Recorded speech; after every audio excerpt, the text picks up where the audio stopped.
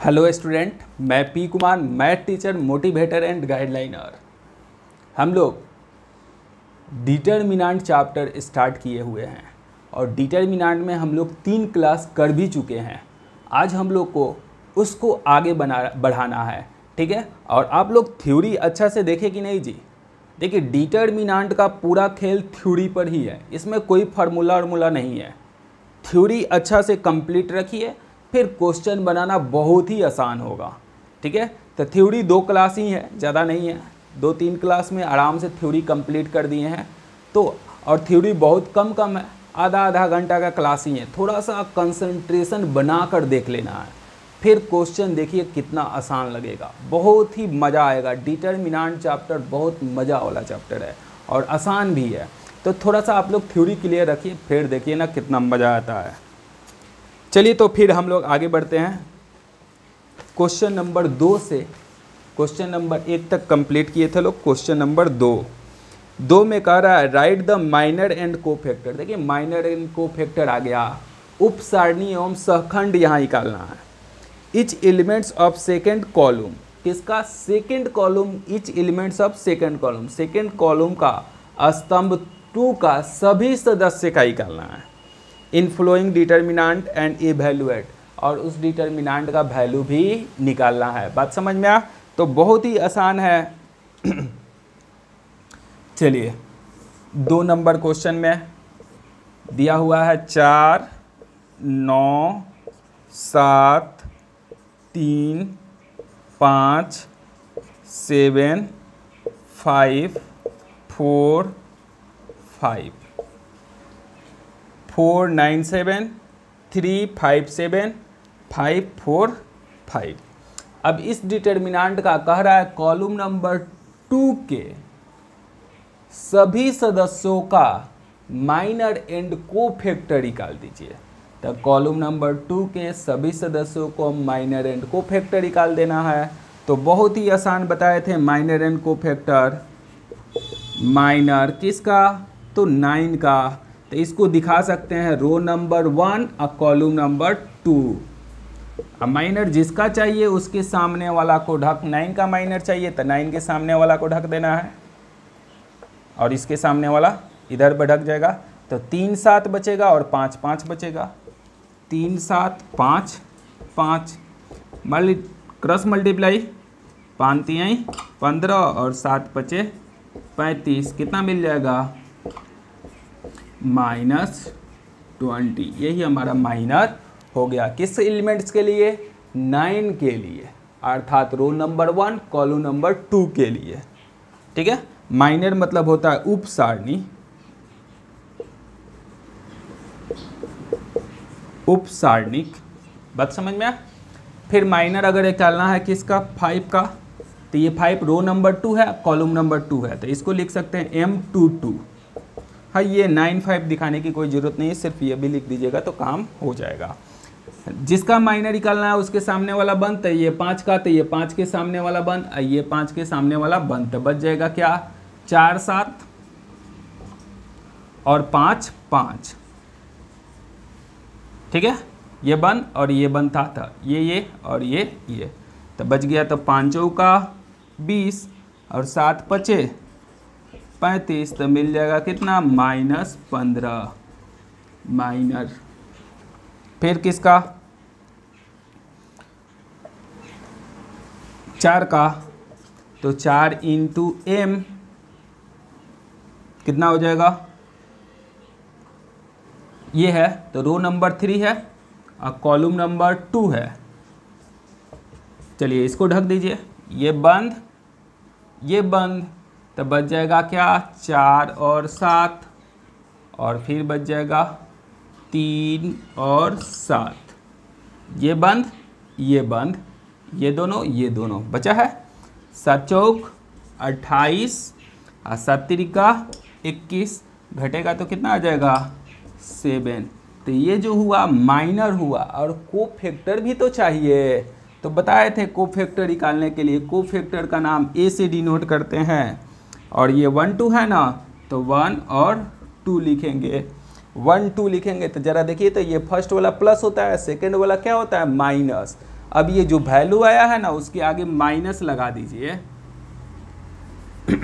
चलिए यहाँ दिखा देते हैं, किसका माइनर चाहिए, कोफैक्टर न चाहिए हम लोग को, माइनर एंड कोफैक्टर चाहिए, कोफैक्टर चाहिए, ठीक है।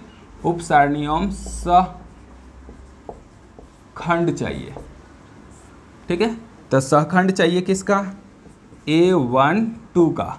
तो ये जो सॉल्व किया है ना वही सॉल्व किया हुआ वैल्यू में -20, माइनस क्यों लगा है, फर्स्ट प्लस तो सेकंड वाला माइनस, ये जो पोजीशन है माइनस का, आपको माइनर एंड कोफैक्टर बताए थे। तो विथ चिन्ह अगर साइन लगाइएगा तो कोफैक्टर में बदल जाता है, और बिना चिन्ह का बताइएगा तो माइनर कहलाता है। तो चिन्ह लगाना पड़ेगा, तो फर्स्ट प्लस तो सेकंड माइनस, तो माइनस लगा देंगे, तो माइनस माइनस क्या हो जाएगा, प्लस, अर्थात कोफैक्टर का मान क्या हो जाएगा 20।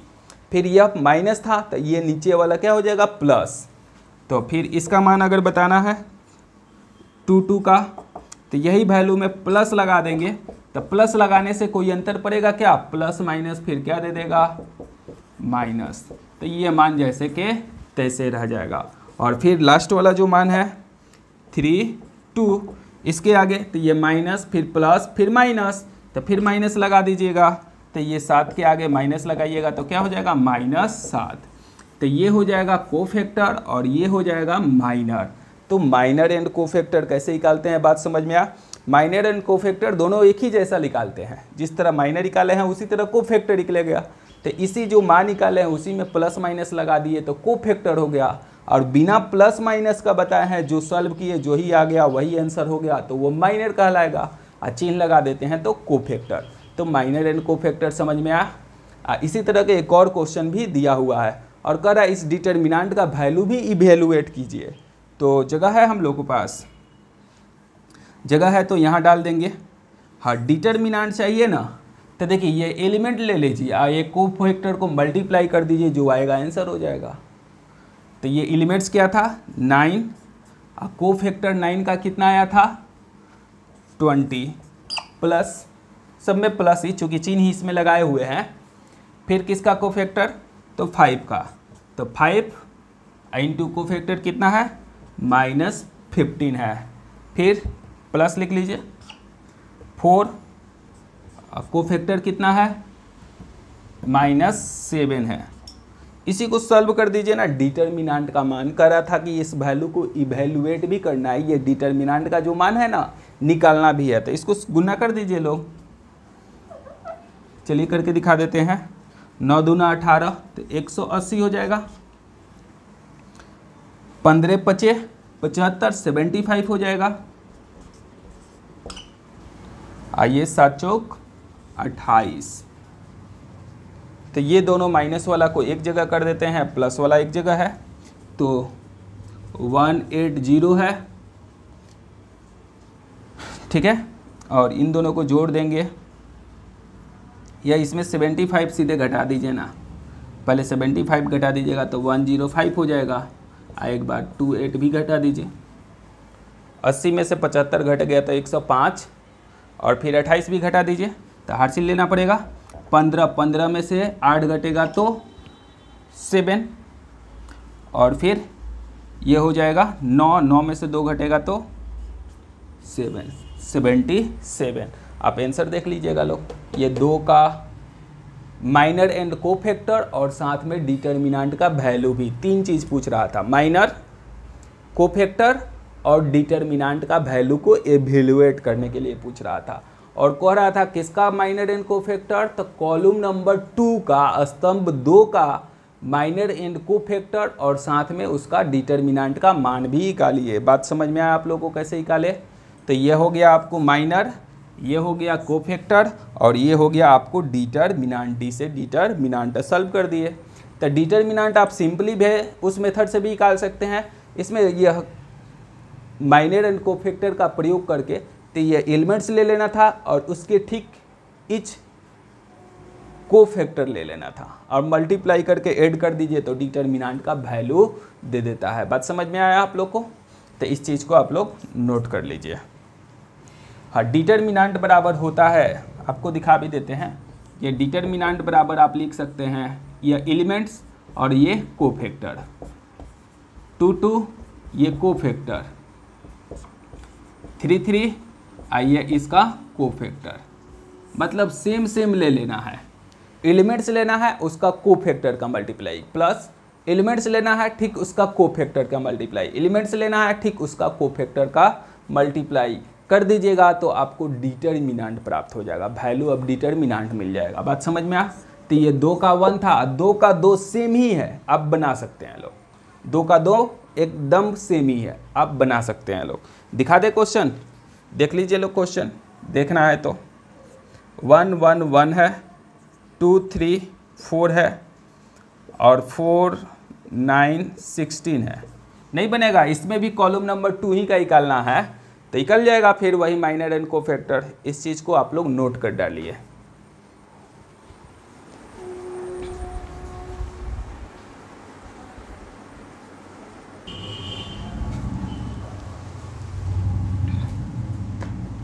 चलिए अब देखिए लोग 3 नंबर क्वेश्चन, 2 नंबर सेम ही था बनाने के लिए बोले थे। 3 नंबर क्वेश्चन में कह रहा है write the minor and cofactor each elements of the following determinants, also evaluate the determinant in each case। कह रहा है फिर माइनर एंड कोफैक्टर, इस बार each elements मतलब सभी सदस्य का निकालना है और डिटर्मिनेंट का वैल्यू भी निकालना है। उसमें सिर्फ कॉलम नंबर 2 का ही निकालना था, इसमें और सभी का निकालना है। तो चलिए 3 नंबर, इसमें भी उप सारणी एवं सखंड ही निकालना है और डिटर्मिनेंट का मान, लेकिन सभी एलिमेंट्स का निकालना है। ठीक है, तो ये 5 10 0 3। अब इसका माइनर एंड कोफैक्टर निकालना है तो देखिए अब माइनर उप सारणिक, ठीक है, किसका निकालना है 5 का, तो जिसका निकालना है इसको M11 लिख सकते हैं, बताए थे। इसका निकालना है, इसके सामने वाला ढक लेना है, क्या हो जाएगा माइनर 3 हो जाएगा।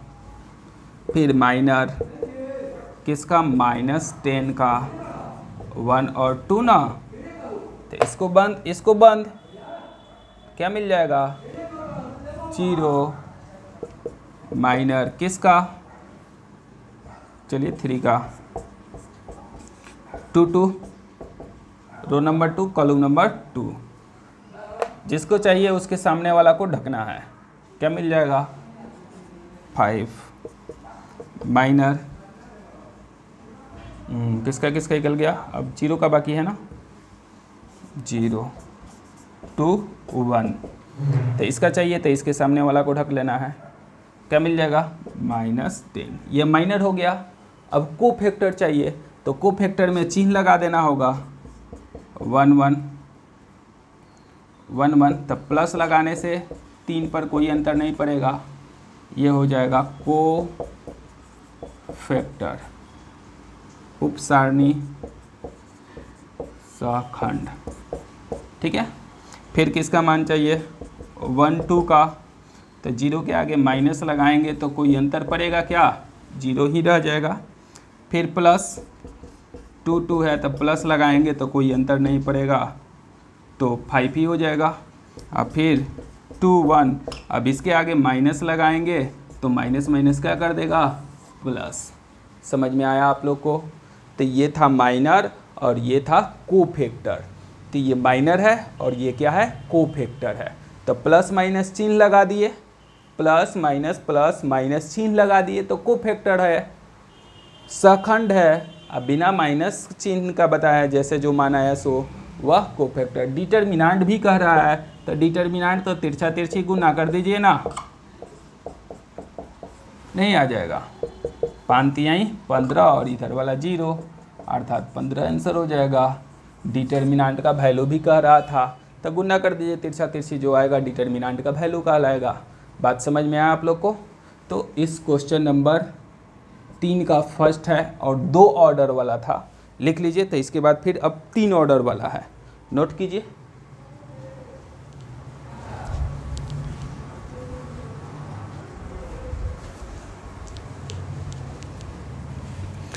चलिए 3 का फर्स्ट नंबर देख लीजिए लोग। अब देखिए लोग 3 का सेकेंड नंबर, 3 का सेकेंड नंबर में 1 0 4 3 5 -1 0 1 2, 1 0 4 3 5 -1 0 1 2, ठीक है। हाँ, इसको भी आप लोग को minor and cofactor each elements का निकालना है। चलिए अब इस बार थोड़ा शॉर्टकट निकालते हैं। यह 1 1 रो नंबर 1 कॉलम नंबर 1। अब इसका चाहिए तो ये बंद क्या हम लिख सकते हैं 5 -1 1 2, क्रॉस मल्टीप्लिकेशन कर दीजिए, 5 दूना 10 और माइनस माइनस प्लस 1 कितना आ जाएगा 11 हो जाएगा। फिर किसका चाहिए 1 2 का रो नंबर 1 कॉलम नंबर 2 अर्थात 0 वाला, तो 0 का चाहिए, तो फिर ये बंद 3 3 -1 0 2, 3 दूना 6 अब माइनस माइनस ये प्लस, ये 0 से मल्टीप्लाई होगा तो 0, तो 6 ही हो जाएगा। 1 3। हाँ, आप लोग ये डिटर्मिनेंट दिखा रहा है, नहीं भी दिखाइएगा तो काम चल जाएगा। ये 4 का लेना है तो ये बंद। इधर देखिए 3 एकम 3, अब डायरेक्ट कर दे रहे हैं, ठीक है, समझ में आ जाएगा ना। ये देख लीजिए लोग, जिनको करने का मन है इसी तरह लंबा करते जाइए, आज जो चाहते हैं कि थोड़ा सा हमारा नॉलेज बढ़ गया तो डायरेक्ट भी कर सकते हैं तो कर लीजिए, और जिनको मन करता है ऐसे करने का आराम से आप कीजिए, कोई दिक्कत नहीं है, ठीक है। आपके पास फुर्सत है करिए, और जो चाहते हैं लोग डायरेक्ट कर लेना तो उसके लिए डायरेक्ट हम करके दिखा रहे हैं अब, ठीक है ना, टाइम बचेगा हम लोग का। 4 का तो ये बंद, ये 3 एकम 3 और इधर करेंगे तो 0 हो जाएगा, तो सिर्फ क्या मिल जाएगा 3, रो नंबर 2 और कॉलम नंबर 1। फिर इसका बंद, ये सामने वाला बंद, इधर वाला करेंगे तो 0 और इधर वाला करेंगे तो -4 अर्थात क्या आ जाएगा -4। फिर किसका करना है 2 2 का, तो ये बंद 2 एकम 2, इधर वाला 0 हो जाएगा तो 2 - 0 अर्थात क्या हो जाएगा 2। फिर किसका हो जाएगा 2 और 3 का, तो 2 और 3 का बता दीजिए लोग, ये बंद 1 एकम 1 और इधर वाला 0, 1 में से 0 घटेगा तो क्या मिल जाएगा 1 बच जाएगा। बात समझ में आया आप लोग को। चलिए ये फर्स्ट बन गया, ये सेकंड रो बन गया, और थर्ड में आप आ जाइए M3 1, तो ये बंद, इधर करेंगे तो 0, इधर करेंगे तो -20 अर्थात मिल जाएगा कितना -20। फिर 3 2, तो 3 2 तो ये बंद, इसको मल्टीप्लाई करेंगे तो -1 और 1 को मल्टीप्लाई करेंगे तो -1 और 3 × 4 करेंगे तो 12, अब बीच में माइनस रहेगा, 4 3 12 तो माइनस हो जाएगा 30। फिर मिल जाएगा किसका लास्ट 3 का, तो 3 का तो ये बंद 5 एकम 5 और इधर 0, तो 5 - 0 तो रिजल्ट आ जाएगा 5। अब कोफैक्टर चाहिए, सबका कोफैक्टर चाहिए 2 1 2 2 2 3 3 1 3 2 3 3। तो देखिए जो मान आया है ना A11, उसी में प्लस लगा दीजिए तो 11 ही रह जाएगा, माइनस लगा दीजिए तो 6 में माइनस लगाएंगे तो -6 हो जाएगा, प्लस लगा दीजिए तो 3 ही रह जाएगा, माइनस लगा दीजिए तो प्लस हो जाएगा, 4 हो गया। फिर ये 2 2 प्लस लगा दीजिए तो 2 ही रह जाएगा, माइनस लगा दीजिए तो 1 में माइनस लगाएंगे तो फिर -1 हो जाएगा। 3 1 प्लस लगा दीजिए तो -20 में प्लस लगाएंगे तो -20 ही रह जाएगा, फिर माइनस लगा दीजिए तो -13 में माइनस लगाएंगे तो माइनस माइनस क्या कर देगा प्लस, और लास्ट 3 3 है तो प्लस लगाएंगे तो 5 में प्लस लगाइएगा तो 5 ही हो जाएगा। बात समझ में आ। तो ये हो गया माइनर ईच एलिमेंट्स का इसमें निकालना है, और ये हो गया कोफैक्टर। बात समझ में आया आप लोग को। और फिर कह रहा है डिटर्मिनेंट भी हल कर दीजिए, कर दे यहीं पर, समझ में आ जाएगा। चलिए 1 ले लेते हैं, ये बंद, ये बंद। या फिर आप क्या कर सकते हैं, इसका डिटर्मिनेंट लेना है तो इसका कोफैक्टर से मल्टीप्लाई करिएगा तब भी हो जाएगा काम, ठीक है।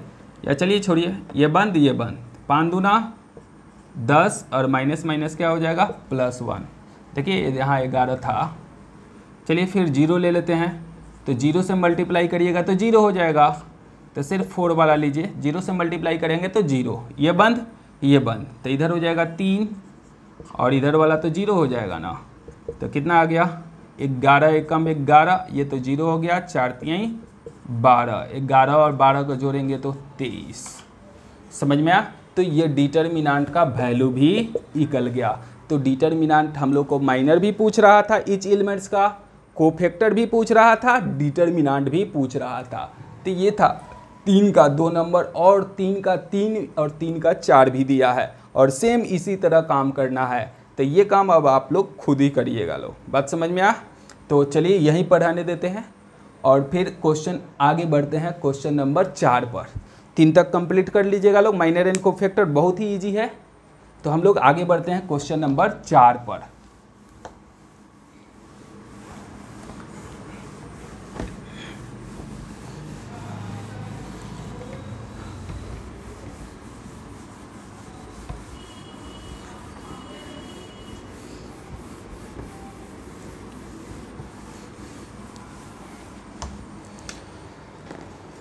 चलिए 4 का 1 देखते हैं लोग। 4 में देखिए ऊपर कह रहा है सारणिक का मान निकालने पर आधारित प्रश्न जब कम से कम एक रो और एक कॉलम के सभी अवयव एलिमेंट्स पूर्णांक हो या पूर्ण बनाए जा सकते हो, निम्नलिखित मान को इवैल्यूएट कीजिए। तो देखिए 1 5 7 6 7 2 1 2 3 1 5 7 6 7 2 1 2 3, इसको एवेलुएट करना है। कर दीजिए लोग एक बार 1, ठीक है। चलिए एक बार हम लोग अपना ओल्ड प्रोसेस देख लेते हैं। 1 लेंगे, ये बंद, क्या बच जाएगा 7 2 2 3, एक प्लस लिए हैं तो दूसरा क्या लेना होगा माइनस, ये बंद ये बंद। 6 2 1 3, फिर लेंगे 7 लेंगे तो ये बंद ये बंद, तो मिल जाएगा 6 7 1 2। चलिए मल्टीप्लाई कर दीजिए लोग, 7 3 21 माइनस 4, 6 18 माइनस 2, 7 6 दूना 12 माइनस 7 एकम 7। समझ में आ। चलिए मल्टीप्लाई करिए, घटेगा तो कितना हो जाएगा 21 में से 4 घटेगा तो 17, इंटू मल्टीप्लाई 1 करेंगे तो सेम ही हो जाएगा, ठीक है। और यहाँ 5 और ये 16 हो जाएगा क्या, 18 में से 2 घटेगा तो 16, 7 घटेगा तो 5 आएगा क्या, 12 में से 7 घटेगा तो 5, ये 17 एकम 17, 16 पचे 80 और 7 पचे 35। चलिए प्लस वाला को एक जगह कर लीजिए, या फिर चलिए ना इसको ऐड कर दीजिए, ये 17 ये 35 घट जाएगा तो हो जाएगा 45 बचेगा, माइनस 45, फिर घटा दीजिए, 15 में से 7 घटेगा तो 8 और ये हो जाएगा 3 और 3 में से 1 घट जाएगा, 3 में से 1 घटेगा तो 2 माइनस 28, ठीक है। तो इसका आंसर कैसे आ जाएगा -28। तो आप इस तरह एक्सपेंड करके बना दीजिए। रो नंबर 1 लेकर बनाए लोग, रो नंबर 2 भी लेकर बना सकते थे। तो आप ऐसे हम लोग एक्सपेंड 3 ऑर्डर डिटर्मिनेंट पढ़े हैं, उसके हिसाब से इस चीज़ को बना लीजिए, और नहीं तो लिख लीजिए। तो फिर इसको प्रॉपर्टीज यूज करके भी कैसे बनाया जाता है वो भी दिखाते हैं। तो इस चीज़ को पहले नोट कर लीजिए आप लोग।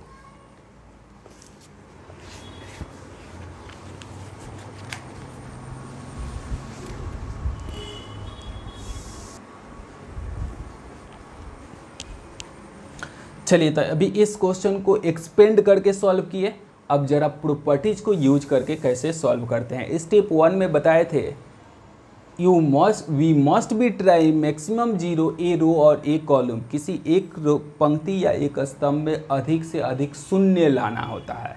ठीक है, तो देखिए ना बहुत ही आसानी से आ सकता है। ये 1 है ना, तो रो नंबर 2 में हम काम करते हैं, इसमें 6 से गुना करके घटा देते हैं, 6 इंटू R1 में 6 से गुना कर रहे हैं, घटा दे रहे थे, 6 में से 6 घटेगा तो 0 हो जाएगा। एक और काम कर देते हैं, R3 में सिर्फ R1 को घटा देते हैं, तो ये 1 घटा देंगे तो 2 0 नहीं मिल जाएगा। जो स्टेप फर्स्ट में पढ़े थे लोग, ये प्रॉपर्टीज में थोड़ा सा शुरू में लगेगा कि इसमें ज़्यादा दिमाग लग रहा है, बाद में ये चीज़ ही करना होगा। ये सिर्फ 4 नंबर आपको क्वेश्चन है जो आप एक्सपेंड करके भी बना सकते हैं, प्रॉपर्टीज से भी बना सकते हैं। ठीक है, तो 4 नंबर एक्सपेंड करके भी बनाइएगा तो सब बन जाएगा। आप लोग को लगेगा कि एक्सपेंड बहुत ही आसान है, लेकिन 5-6 जैसे आगे बढ़िएगा केवल प्रॉपर्टीज का यूज करके ही बनाना पड़ेगा, तो प्रॉपर्टीज आपको सीखना ही पड़ेगा। ठीक है, और थोड़ा सा कंसंट्रेशन बनाइएगा, आराम से प्रॉपर्टीज सीख जाइएगा लोग। ठीक है, चलिए आप लोग जैसे जैसे बताते हैं उसको ध्यान से देखिए। R2 ये है, काम किस में कर रहे हैं, R2 में। R1 में यह जैसे के तैसे लिख दीजिए, R1 जैसे के तैसे लिख दीजिए, चूंकि वर्क हम लोग कर रहे हैं वो किस में कर रहे हैं, R2 में कर रहे हैं। ये बताएगा वर्क किस में कर रहे हैं। हाँ, इसमें 6 से गुना करना है तो 6 माइनस 6 करना होगा। ये 7 जैसे के तैसे, इसमें 6 से गुना करेंगे तो 6 5 30 हो जाएगा। ये 2 जैसे के तैसे, इसमें 6 से गुना करेंगे तो 7 6 42 हो जाएगा। फिर R3 में किसके, R1 को घटा रहे हैं, तो R3 में तो वर्क इसमें हो रहा है, इसको घटा देना है, तो 1 में से 1 को घटा देना है, ये 2 में से ऊपर वाला को घटा देना है, फिर 3 में से ऊपर वाला को घटा देना है, और सॉल्व कर दीजिए लोग। सॉल्व करिए, 1 5 7, 6 में से 6 घटेगा -23, और घटेगा तो -40, घटेगा तो 0, घटेगा तो -3, घटेगा तो -4। अब 2 को 0 मिल गया क्या, first rule step first follow करोगे हो गया है। We must be try maximum 0 a row और ए कॉलम, तो मैक्सिमम 0 मतलब 2 0, तो 2 0 मिल चुका है। अब इस 1 को लेकर एक्सपेंड कर दीजिए, तो 1 लेकर एक्सपेंड करिएगा तो ये बंद, ये बंद, तो इधर गुना हो जाएगा तो -23 इंटू मल्टीप्लाई -4, बीच में माइनस, फिर -3 इंटू -40। ठीक है, अब देखिए फिर ये 0 लेंगे तो 0 हो जाएगा, ये 0 लेंगे तो 0 हो जाएगा, इसलिए सेकेंड थर्ड टर्म लेने की ज़रूरत नहीं है, एक ही स्टेप से काम हो जाएगा। ये 2 को 0 मिल गया तो बाकी 2 स्टेप लेते हैं तो क्या हो जाएगा, 0 से मल्टीप्लाई करेंगे तो 0 हो जाएगा, इसलिए बाकी 2 स्टेप लेने की ज़रूरत, और आसान हो गए, सिर्फ एक ही स्टेप में काम हो जाएगा, इसीलिए 2 0 बनाते हैं। बात समझ में आ? चलिए 1 इंटू मल्टीप्लाई करेंगे तो 4 तिहाई प्लस हो जाएगा, माइनस माइनस 4 तिहाई 12, और 4 दूना 8 और 1 9, ये माइनस हो जाएगा, माइनस माइनस प्लस और फिर माइनस, और 4 तिहाई 12, 120 घटाएंगे तो देखिए तो -28 आ रहा है क्या। तो ये था जो हम लोग प्रॉपर्टीज का यूज करके बनाए लोग। किसका यूज करके, प्रॉपर्टीज का यूज करके बनाए लोग। तो ये जो हम लोग क्वेश्चन बनाए लोग प्रॉपर्टीज का यूज करके बनाए थे लोग। इसके पहले वाला जो बनाए थे लोग एक्सपेंड करके, तो आपको जिससे आसानी से बनता है, आपको लगता है एक्सपेंड करना आसान है तो एक्सपेंड करके बनाइए, आपको लगता है कि प्रॉपर्टीज आसान है तो प्रॉपर्टीज भी बनाइए। क्योंकि अब आगे वाला जितना क्वेश्चन है लोग हम लोग प्रॉपर्टीज के माध्यम से ही बनाना पड़ेगा। आप चाह के भी आप लोग को एक्सपेंड करके नहीं बनेगा, जब बनेगा तो प्रॉपर्टीज का यूज करके ही बनेगा। एक्सपेंड करके बनाइएगा तो इतना लंबा हो जाएगा तो दिमाग ही नहीं काम करेगा कि करे क्या, ठीक है। अब प्रॉपर्टीज यूज करके बनाइएगा तो आसानी से बनने लगेगा। बात समझ में आया? तो ये शुरू है, आपको नहीं बनता है तो कोई बात नहीं है, एक्सपेंड करके बना लीजिए, लेकिन 5 से तो आपको प्रॉपर्टीज का ही यूज करके बनाना पड़ेगा। तो चार्ट नंबर आप लोग को जैसे इजी लग रहा है वैसे बनाइए, कोई दिक्कत नहीं है। एक्सपेंड करके भी बना लीजिए, प्रॉपर्टीज यूज करके बनता है तो प्रॉपर्टीज से भी बना लीजिए। आगे का जो क्वेश्चन होगा आपको प्रॉपर्टीज से बनाना पड़ेगा, ठीक है। तो ये जैसे बनाए आपको 1-2 बार देखिए, अच्छा से प्रैक्टिस हो जाएगा। शुरू में आप लोगों को थोड़ा सा डिफिकल्ट लगेगा, जब 1-2 क्वेश्चन आप खुद से बना दीजिएगा ना तो फिर आसान लगने लगेगा। चलिए नोट कीजिए। तो